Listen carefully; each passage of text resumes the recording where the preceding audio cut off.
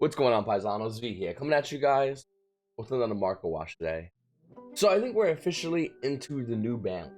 Everyone's getting really excited about the decks they're going to play. Some Yu-Gi-Oh players are going to play in decks that might be dead. Some Yu-Gi-Oh players are playing decks that are alive. And yeah, it's a mishmash of what's the good deck, what's the best deck.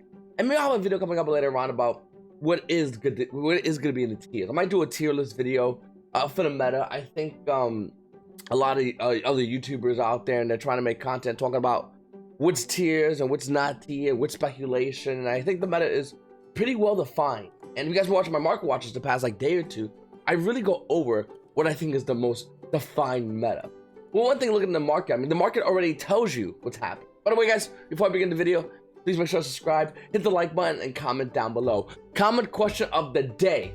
What are you playing in the new meta? I mean, like I said, I have, in my opinion, I think what's going to be the set meta, but there could always be things to catch people off guard. Sure, why not? And what are you playing? What are you taking to your locals, your regionals, maybe even the UDS or a YCS as well? So once again, comment down below. And guys, if you are new to the channel, please hit the subscribe button, hit the like button. If you want to buy anything on TCG Player, I have a link in the description. It goes to help support the channel. Looking at Mistress of Soul being the most dominant card in Magical Hero, the card is already at $105 to $110. Now, some might say, well, V, that's because of Dark Magician. Sure, I agree with you on that. Realistically, it's more or less the competitive market. The competitive market needing this card to play Spirals, which is definitely a tier 1 deck. Spirals really got a boost with one card at 3. And they're known for that. I mean, Double Helix made Spirals what we know today. Before Double Helix, nobody really played Spirals. We're looking at Magician's Soul card that's needed in Spirals. Even though it is a short print, it still is holding almost near $110 price point. Because if you are looking to play Spirals, and you're looking to play competitive Spirals, you need this card. There's no question. Now, yes, there are short prints, and that could also modify the price point. I guarantee it. But the price point will not still be this high in value. Going from price point of about $90, now it's over at $110. Yeah, this card, it makes sense to be this high in value. Then we have Hero Plays on a great deck. Element Hero Liquid Soldier was roughly around $60. We're seeing it almost at $70. We are seeing Sunrise, though, go from about $30 to about $10.50. So there is that differentiation in the price between hero cards. But nevertheless, Element Hero Liquid Soldier is a needed card for heroes. Then you have Dark Magician. It's like, it's just a collector's card. Unless it's a competitive Dark Magician deck, what's it going to be? Awesome. But more or less, this is a collector's card holding a $31 market price. You're seeing it roughly around $28.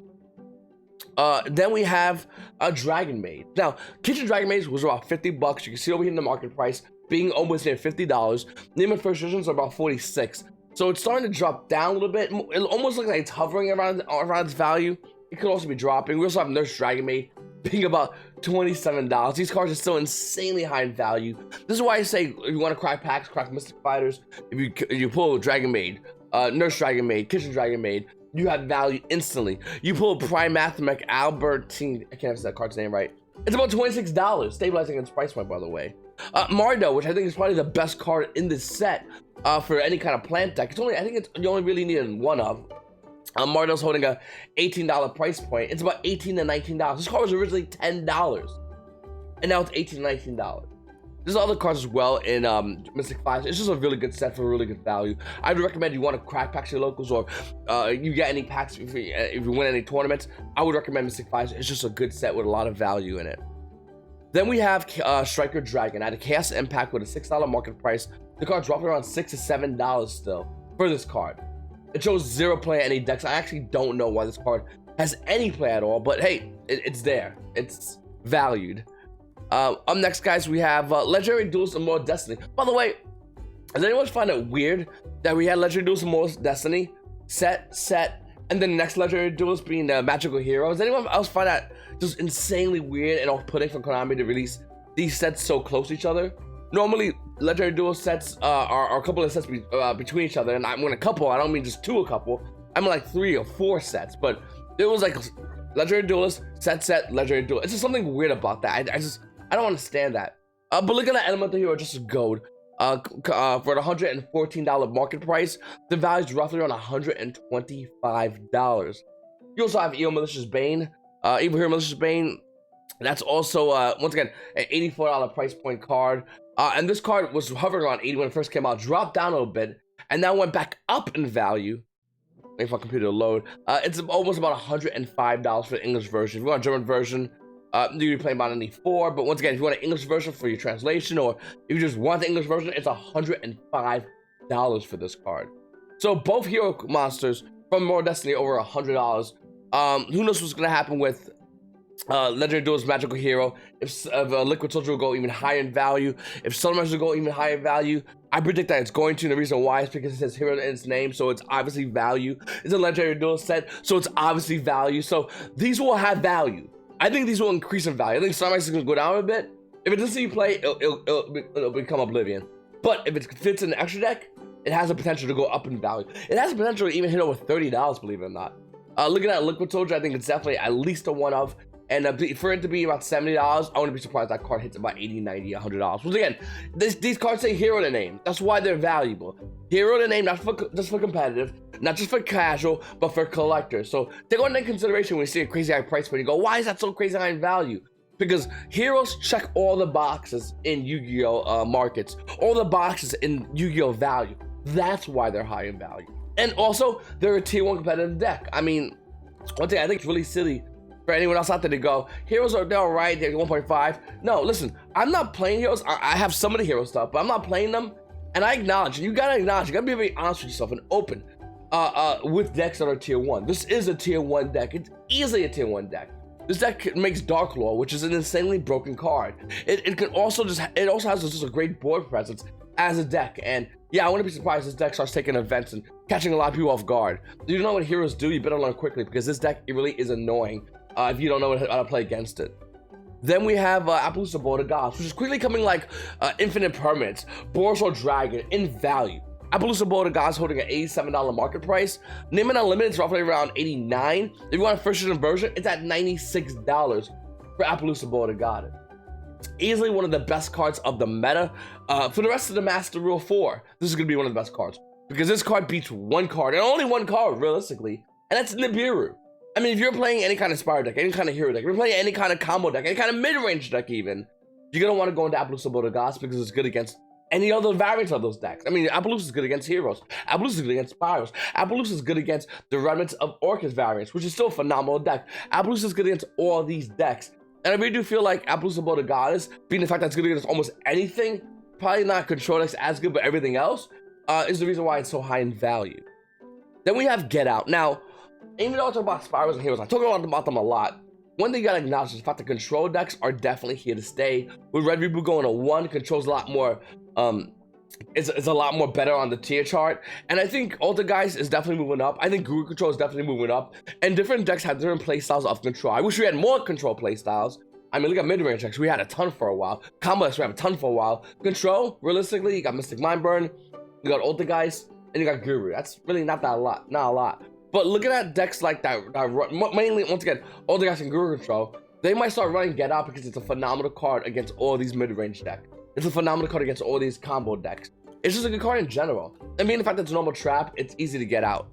Got it. Market price is roughly around $10.60. Name and Unlimited is about $9. Name and First Edition is also around $9.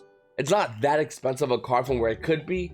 But I don't think it would see as much play. And to be honest with you, until we see a new tier 1 deck, I don't think this card will be moving off the list anytime soon. Then we have Crackdown, Dark Neostorm. When this card first came out, it was like $1, $2, and I said this is gonna be a $5 super rare. This is only gonna increase in value because it's like any other card that's just hard to get. Like Red Reboot at one point was hitting easily over $5 to $6 for the super rare before we had any other rarity. I think Crackdown's gonna be the same exact thing. I mean, looking at Crackdown on Dark Neostorm with a $3.40 market price, Name and Unlimited about $4. If you want a first edition version, that's almost near $4.50, $5 for one Crackdown. And if you're looking to play, you want to play at least 2 to 3 of these cards. So it's still a phenomenal card. It's a I Take Your Monster card. It's insane actually, and it's another card once again controls or players are going to be using against any other deck in the meta. So keep an eye on this card. Then we have Cyber Mercy. This card I like a lot. I think this card's insane. $33 market price. Name and First Edition is about $36. The problem with Cyber Mercy is it stops prospective Cyber Dragon players. So if you're looking to play Cyber Dragons And yeah, I mean, let's look at tier 1 decks. They're all money. They all have money. I mean, you can talk about control decks using Pot of Extravagance. You can talk about combo decks, like Spirals and Heroes being so expensive, mid-range decks being so expensive. And with Cyber Dragons, compared to those prices, it's not that expensive, but it's still expensive enough as a deck. Because when you buy the Cyber Dragons, you're not going, yeah, I'm buying a tier 1 deck. You are acknowledging, especially if you're new, it's a tier 2 deck. If you're good with the deck, 1.5 deck. So you're acknowledging that. But you're paying crazy price. Like, you need 3 of these.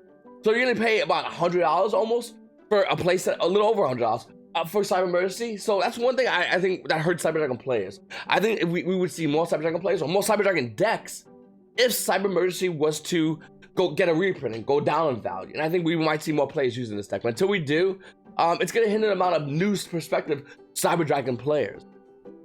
Then we have Cherubini, Ebon Angel of the Burning Abyss. One second, my screen's not zooming in. I was supposed to fix this before. I actually know how to fix it. I'm just too lazy. Wait. Okay, that works. We have Cherubini, Ebon Angel of the Burning Abyss. This card had an insanely huge buyout. You can play someone crazy for it, but it's a one-of. So when things are a one-of an extra deck, they don't really maintain a lot of value unless they're really hard to pull. Cherubini wasn't really that hard to pull at Dr. Storm. A lot of you players that did pull it didn't need it, so they threw on the market. And look at Cherubini with a $29 market price. Limit already as low as 27. Late play first is almost at 29. But this card's gonna keep dropping down in value. It's a great card, don't get me wrong, but it's just not worth it being this high in value.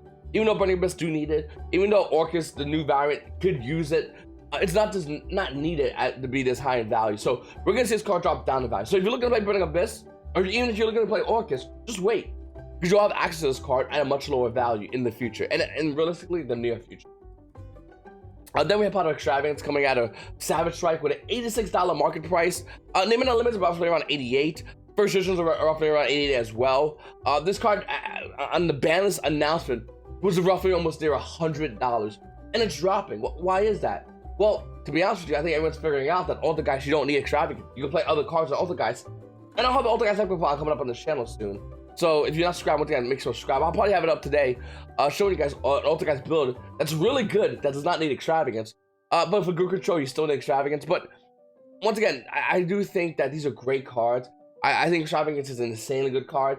And I think whatever new control deck that can come out is going to use Extravagance. Any deck that's kind of rogue uses Extravagance. So even though this is still a phenomenal card, it's not worth it being this high in value. Even though this is a great card, it's just not worth holding this card because there's a chance of a reprint and the value is getting obliterated. So I like Pot of Extravagance a lot, but I'm not excited about like going in and grabbing a place. I actually got rid of mine a long time ago. And if you hold yours and you go forward to not play this card, sell it, because you're not going to get any more than this. I mean, let's say it spikes up again, sure. It doesn't matter time before Konami reprints this and the value just tanks. We know this already, so why hold it and lose value? We also have Borrow Load Savage Dragon coming out of Savage Strike as well.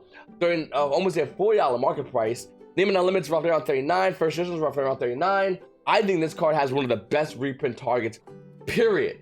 Wouldn't be surprised if Konami reprints this card in March at all. I don't think nobody's gonna be surprised by this card. It's a great card still, but it's not worth being this high in value.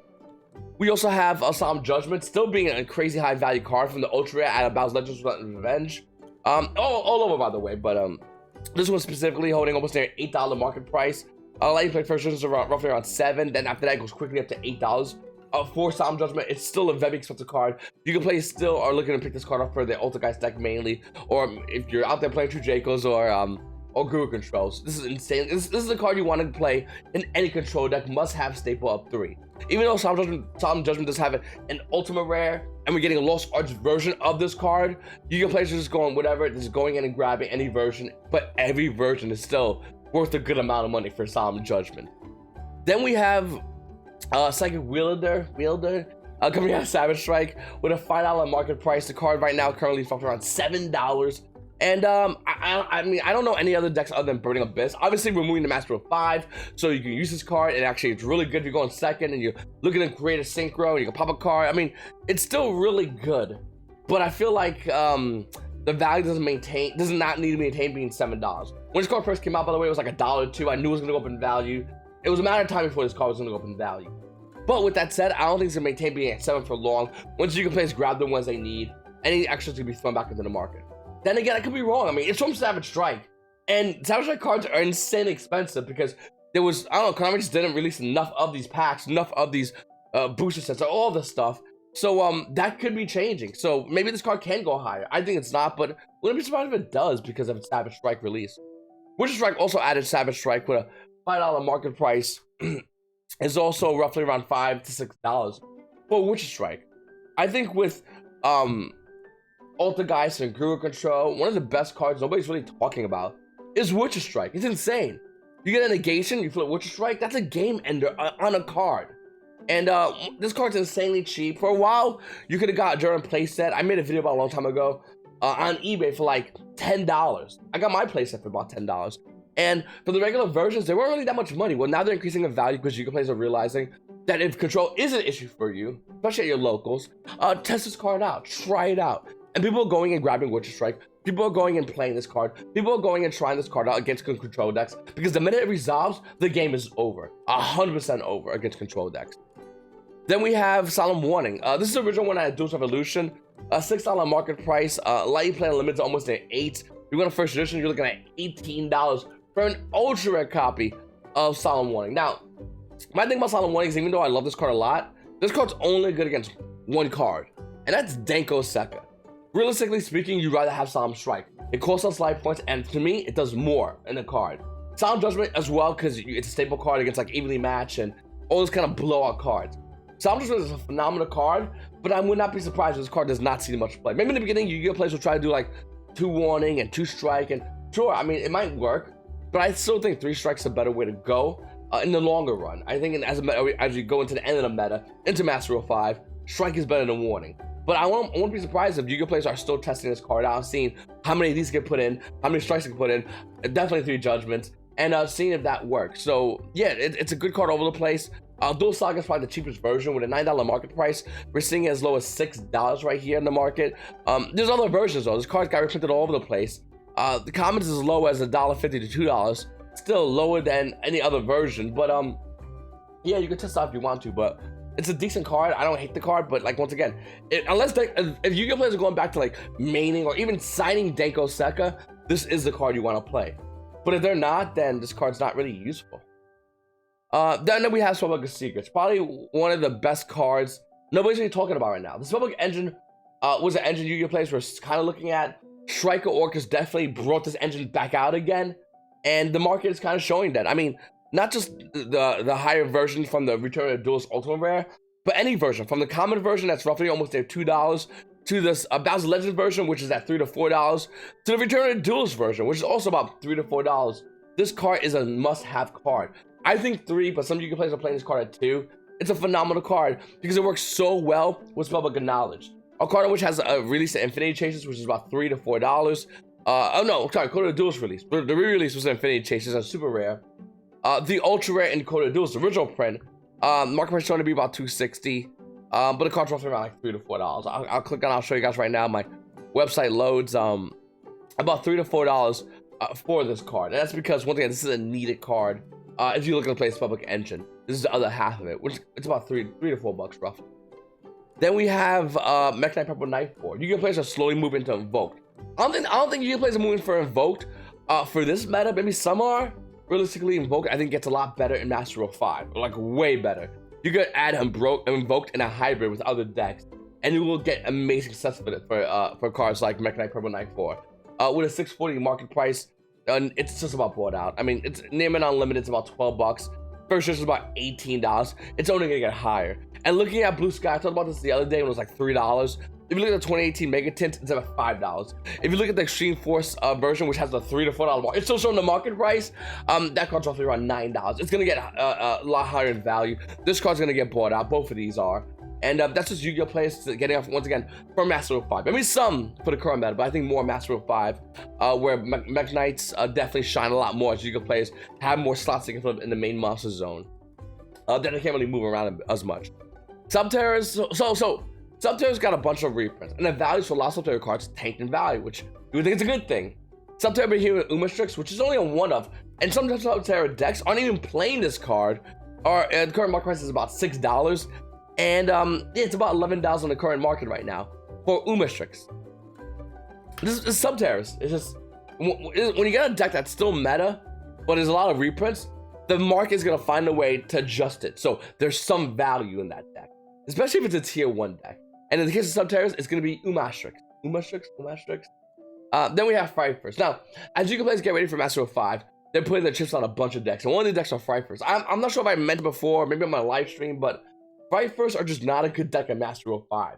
I think they're extremely susceptible to hand traps, most notably, obviously, Nibiru, which they really can't play around perfectly. They're gonna make a decent board opening, but they have a big problem with trying to like maintain that board, or after make their board, and let's say it was to get broken, try to reset it back up again. Control decks love playing against Frifers because they just absolutely walk through this deck, and I think the meta we're currently in is for control. And I think in Master of 5, the value of Frifers is just not going to be there once you players realize this isn't as good as a deck. It's a good idea, it's a good notion, it's fun to play this deck, but like competitive in Master of 5, I don't think this deck holds water to the tier 1 decks in Master of 5. Up next, guys, we have Infernoids as a deck core. I think Infernoids are really good. I mean, they were insanely good last meta because they had the answer to the problem, which was graveyard.deck. But I think Infernoids will always be good. And the value in the market is kind of insane right now, but hopefully it cools down. And then maybe we could talk about buying up Infernoids again. But looking at tier Ultimate Rare with a $14 market price, we're seeing about $20 to $23. Decatron with a almost $8, a $10 market price.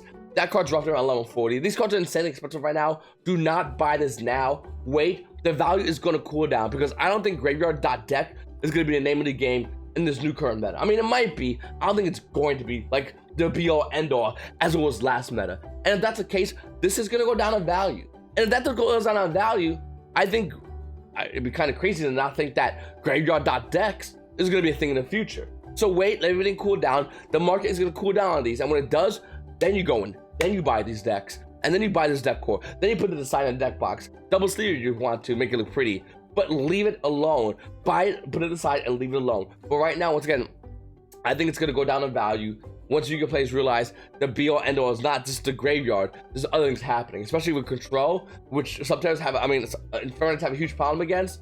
Yeah, I think the value of this is definitely gonna drop, but wait for it because we could go in and grab those again, and we should. I definitely recommend we should. Then we have Boujins. Now, Boujins are getting a new link. I just like Boujins a lot. I like the idea of Boujins in Master of 5. Okay, so in Master of 5, every Yu-Gi-Oh player is looking at spam the board.deck. And Boujins don't really care about spam the board.deck. They really don't. I mean, it'd be really cool to see Konami release some more cards that either directly or indirectly help support Boujins. I would love to see that happen. If that was to happen, it'd be great. Buujin Yamato is just a phenomenal card at Ashback 5 that's currently going down in value with a $15.50 market current price point. It's under its current $19 market price. Now, it's still relatively high for some of you guys buying a deck that has no promise. I mean, I'll be honest with you. There's a link coming out, and that's really it, and there's nothing else. There is a desert of support. But I do think Boujins have great potential. I think it'd be crazy to not see Boujins as a good deck in the future that Konami can definitely utilize. Konami's really known for taking an old deck core and bringing it back. I mean, we're talking about Spirals and Heroes as tier 1 decks. In the beginning of this meta, Konami is known for taking old deck cores and bringing them back. So I would not be surprised if we saw Boujins, Majin Boujins. Oh my god, it'd be so badass if they did that. Majin Boujins. It wouldn't be surprised if they brought this back. And I wouldn't be surprised if they, once again, directly or indirectly, release support for this. Now, I'll tell you right now, I'm very biased. I love Boujins. I have the whole deck max rarity. It's my baby. It's sleeved in one of these deck boxes back here. And I love the deck a lot. And I'm personally just waiting for Boujins to come back. Whether it's 1 year, 1 month, 10 years, I don't care. I have all the time in the world, Konami. But I wish you did it now so we could have Boujins as well in the mix. It could be a control deck. You could release control cards that Boujins could utilize. It'd be really fun. Mystic Mind Boujins. It just sounds degenerate but good at the same time. I think because Mystic Mind, but really fun in general because you just bring your motto out and then you go like, oh, Mystic Mind. Your opponent's like, yeah, that you can play those cards. Up next, guys, we have Madolches, which are insanely expensive. Now, we know some of these are going to get a reprint. I'm not sure if Konami's going to reprint everything. They should. I'm not sure if Konami's going to reprint some of them. They shouldn't. But look at Madolche prices right now. They're insanely high in value. This tier 2 deck, if you're really good, once again, it's like Cyber Dragons. It could be a tier 1.5 deck. Should not be this expensive. And this is stopping Yu-Gi-Oh players who want to go in and play Madolches. If you have Madolches right now, are you selling them? I would. I would sell this deck in 2 seconds flat. When deck first got initial boost in value, I got rid of my Madolches. If you guys look back at my deck files, I used to show you guys Madolches. I used to play Madolches casually. I got rid of it. I'm not holding this how much high in value, knowing that it's going to go down. That's how it always falls when you add more chips on it. And in the case of Madolches, the reprint's near, guys. So whether you want to hold this or not hold this is up to you, but I highly recommend you unload this as soon as possible. Then we have Shadows, a deck that we know is going to get a reprint coming out next month. And then in Master Rule 5, wow, Shadows fully unlocked in Master Rule 5. I mean, that's the dream. We've been wanting this day to come for so long. And April 2nd, you can sit there with your full Shadow deck ready. Hell, you can take Shadows and add them with Invoked. You can take Shadows and add them with Invoked Mech Knight. You can do that. That's a thing you can definitely do because the Shadows are insane deck. And it's cool to see, once again, an old deck get great support, an old deck get a great structure deck, an old deck happening, hopefully, and I think it's going to happen, see meta play. The question is, where does Shadows fall in the tier? Well, if I was to take my opinion and say by Nationals, by Master Rule 5 realistically, I think we should see Shadows at least, we're going to see a going second build be topping events. Where does that put Shadows? About, I'm going to say right off the gate, they'll be tier 1.5. Piloted by a phenomenal player, it'll be tier 1. I really do think that. Depends what Konami releases, of course. Depends on the ban list. They can always reban Construct, which would really mess up Konami. But look at Shadows. I really do think they have that great potential as a deck to come back into the game and take the rightful slot as tier 1. Now, if that happens, once again, if you're out there and you're playing Burning Abyss, you're asking the same question. Yo, Konami, where am I in this? Because I would love to see Burning Abyss also fight Shadows. Once again, my dream, my idea, I think it should be Konami's idea. I think it would be a great idea that's helpful for the game and will promote sales, is seeing these old Trinity format decks, Shadows, Necros, Burning Abyss, Tellarknight, all these Trinity decks, not Ritual Beast, don't burn the clock, but actually going and face off against the new decks in the meta at Nationals. It'd be really fun to see that, and I would love thinking that thing could be a real possibility. And every day we're moving closer and closer with new releases, new spoilers, new news, new information, new announcements that this could be a reality. And look at Shadows getting a new structure deck next month. Look at Shadows as they are right now. Yeah, it's definitely gearing up towards that. Speaking of Tellarknights, the Neb's starting to go up in value, and all Tellarknights are going up in value. Tellarknights still need more cards. I don't think it's unlike Shadows, if Tellarknights got fully unlocked, I don't know if they're going to be tier 1. I think at best they'll be 1.5. They are kind of they're almost a weird mid-range deck compared to the mid-range decks we currently have right now. But they definitely are. And with the X seeds, if they got more unlocks like Ptolemaeus, if they got more cards, that'd be great as well. But look at that Tellarknight Deneb with a $5 market price. Unlimited are already roughly around $8 to $9. First editions are at $12 for Deneb. I mean, all Tellarknight cards are starting to go up in value as Yu-Gi-Oh players are starting to see what Konami's starting to see what Konami should do. And what I've been saying forever is old Trinity dot format decks versus the new meta. It'd be really fun. It'd be a phenomenal showdown in Master Rule 5. Then we have tuning at a Star Trek Blast Ultimate Rare with a $13 price point. It's not that. Lightning Play first edition is roughly around $39 to $40 for this card. Easily about $40 for Ultimate Rare tuning. And you know what? This is really good. I think this is really good for debris plants. But I don't know if debris plants are going to be able to see play. And I really want them to. But I don't know. But if they do see play, tuning is definitely going to be the card you need. Now here's the question. Could Konami hit this card in the ban list? I think they can. I think they can easily do that. I think Konami still wants to promote plants. They can do it while hitting tuning. It's a phenomenally broken card, and I would not be surprised if this card was to get hit. And then we have Dante Traveler and Burning Abyss. Speaking of Burning Abyss cards, original print Dante from Duelist Alliance with a $9 market price. Unlimited is about $13. Name and first edition is about $21. Values of Burning Abyss cards are going crazy all over the place. And my prediction for Burning Abyss, I think Dante should go to 1, Beatrice at 3, CN Graph at 2, and that puts Burning Abyss in the same category as Shadows for the new meta. I think that'd be the smart hit. Maybe as we get more near in about, I don't know, 2 months to the next ban list, I think we'll talking about like what should be on the ban list, what should be off the ban list. But Dante Traveler Burning Abyss, I would like this card at 3, but in order to make Burning Abyss more balanced for the current meta, because if you fully unlock Burning Abyss, I don't care what anyone says, you fully unlock this card, you fully unlock this deck's insane. I mean, yeah, you can say the same thing about Shadows. The Burning Abyss is, I don't know, it's just a house of a deck. And I think if you fully unlock this deck, you better sit back and watch out because this deck can easily run the entire meta. I know you'll go, well, Orcus is good. Yeah, this deck lasts on Orcus. Oh, you get one send away with Jingirsu. All right. Let me do some change real quickly though. Change Seer, change Graph. Bring out this guy. Add this guy back to my hand. And that's only one Dante. That's only one setup. I mean, the Banlist can easy, especially Master Rule 5, do insane boards. So yeah, I wouldn't be surprised if Konami hits us in a way and unlocks it another way. I would not be surprised. I think that's a better way of looking at this deck for Master Rule 5. As it currently stands right now, well, Banlist is still a really good deck. And I think in this current competitive meta, it's definitely a deck that you got to look out for because it's a really good deck.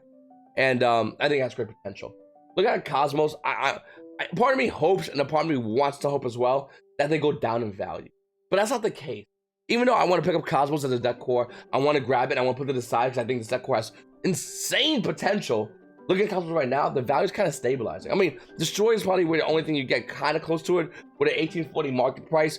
You see a lightning pit first edition about $17, and then it starts going a little bit higher in value. Cosmojo stabilizing roughly around $10 in the market price, but realistically showing a $14 price point.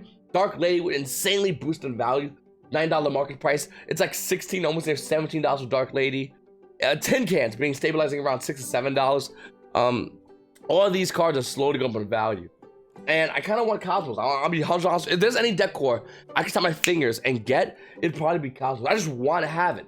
I just want it. And I'm not sure if you guys want it or not, but I think Cosmos fully unlocked. By fully unlocked, I mean E-Telly at 3 is insane. Now, I wish Cosmos had their own version of E-Telly, which will help tutor out their monsters, which would be insane. I don't think Cosmos should have E-Telly at 3, and the reason why is because other decks get a boost for it. But if Emergency Teleport went to 3, or a variant was printed that was meant only for Cosmos, specifically Farm Girl, that would make this deck back. This deck will come back that fast. Now, would it come back as tier 1? I don't think so. 1.5? I do think so. Maybe it will come back as tier 1, but I think 1.5. This deck plays at a Master of 5 pace in the current meta. And that's what I love about Cosmos. You can't target the monsters, by the way, and their best monsters are monsters in the main monster zone that they can fetch out. This deck's absolutely broken. And to be honest with you, you take this deck and you go to any Yu-Gi-Oh player, I mean, any Magic player, any Pokemon player, they don't know what to say. They go, wow, Yu-Gi-Oh is insane. I mean, I've talked to many of them, and they just look at this game broken, at a broken way, because decks like Cosmos. And I love that about this deck. Something about this deck that's very unique, very special. And I think, once again, if they got their own version of like an E-Telly, that's what it'll take for Cosmos to come back to the game tomorrow. Like, easily. You know what else? Zodiac. Now, Yu-Gi-Oh players were saying about Zodiac Trident, which if it came back, the market will go up, and they're right, it will go up. But Zodiac Trident coming up to 1 wouldn't do nothing. Realistically, if you unlocked all the Zodiacs, minus like Broadbow and Rapier, because I think those are 2 hits, the deck won't do anything. If you unlock Rapier, it might do something. If you unlock Broadbow, Zodiac's tier 1 again. And that's why the way I look at Zodiac. Now, that's looking at them as a pure deck. As a hybrid build with another deck, Zodiac has a ton of potential. And not just like, once again, I think Rapier should never have been a print as a card. I think Dryad should come to 3. And if Brobo comes back in any shape or form, that's insane. But let's say Brobo was hit, I still think Zodiac has great potential. I think the deck is insane because Zodiac Barrage is a broken card. Zodiac Barrage out of Raging Tempest with a $4 market price. Unlimited versions are $5. Okay? If you want to grab yourself first version of Zodiac Barrage, when the page loads, it's gonna be about double the value for Zodiac Barrage. This card is just insane. This card is broken. And once again, I do think that Zodiac have great potential to come back into the game again, but I don't think it'll come back pure because its pure version is so degenerate. Maybe it will. Maybe I'm wrong. But pure Zodiac is absolutely insane. But a hybrid version of Zodiac, that'd be awesome and fun and cool, and will make Yu-Gi-Oh players excited about old deck archetypes, which Konami once again is doing a great job at, bringing back old deck archetypes. So yeah, guys, like I said, I really appreciate you guys watching my videos. Guys, please let me know what you think about the what deck you're playing for the meta, because I would love to know what you're playing. Currently, what I'm playing is I have fully built Ultra guys. Spyros is on the way. I ordered extra cards, so they're coming on the way. And for heroes, I need 2 cards, and I have heroes. So I'm looking at the meta through the lens of those 3 decks. I think Ultra is insanely broken, and the build I have is really good. I can't wait to show you guys later on this channel. So once again, say subscribe. But yeah, I think there's a lot of great potential in this game, and not just the 3 decks I mentioned, but a lot of other decks. But as far as tier 1 decks, I think it's gonna be solid. I think we're gonna see Orcus. I think we'll see Spyros and the heroes. And right now, as it stands, those currently are the three best tier 1 decks. Even though I like all the guys, even though I like Guru Control, don't like Mystic Mime, even though I like those other 2 control out of the 3 control decks, the problem with it is you're grabbing from 2 spots. You're grabbing for the actual core of the deck. We'll take Ultigeist for example. You're grabbing the Ultigeist monsters, and then you need to grab the negation aspects. Because if you only open a hand of Ultigeist monsters, it's not that good of a hand. You're showing your opponent, you're setting a protocol, and that's it. You get bodied. But you need to grab from both of those ends, which is actually hard sometimes more than it looks like. Same with Guru Control. Let's say with Guru Control, it's even harder because you need to grab the engine. Now, luckily, if you're a Guru Control player, you have a lot of ways to get to your engine. But if you get hit with like a Draw and Lock Board and an Ash Boss of Joyous Spring, you better hope your back row is good enough. Because if you don't grab that back row part naturally by opening hand, you're in a world of hurt. So I think that's the problem with those decks. But at the same time, I do think those decks will definitely be dominant in this meta. Definitely tier 1.5, without a doubt in my mind, right off the gate, with the potential to go into tier 1 piloted by a phenomenal player. But looking at decks like once again Spirals and looking at Heroes and looking at Orcus, those are the best decks. And there's a lot of confusion. A lot of Yu-Gi-Oh players, some Yu-Gi-Oh players get it, going, okay, Orcus is trash. Or I'm sorry, some Yu-Gi-Oh players get it saying Orcus is the best deck. Other Yu-Gi-Oh players look at Orcus and go, this deck's trash, this deck's dead. And Orcus is not dead. Trust me, I hate Orcus. It's not dead. Like, stop it. If you don't know, if you think Orcus is dead, please. There's a YouTube channel on here called Rampengu Nation. And my buddy Justin Singh makes videos about it. He tops and he wins regionals, not like tops. First place with Orcus all through our last meta. And in this current meta right now, he's gonna do it again with Orcus. It's gonna happen. It's gonna be the best deck. Let's stop questioning it and start accepting it and working on how to beat it. That's the way you come through when you look at a deck like Orcus. So once again, guys, those are my picks for the best meta. And I'll do like a deck tier list video. I'll go in more details of why as well. There's a lot more details besides what I just said right now, guys. But that's what I'm seeing as the best meta deck. And what are you currently playing for the meta? Comment down below. Let me know. It's your boy V. And you Paisanos. You Paisanos have a great day.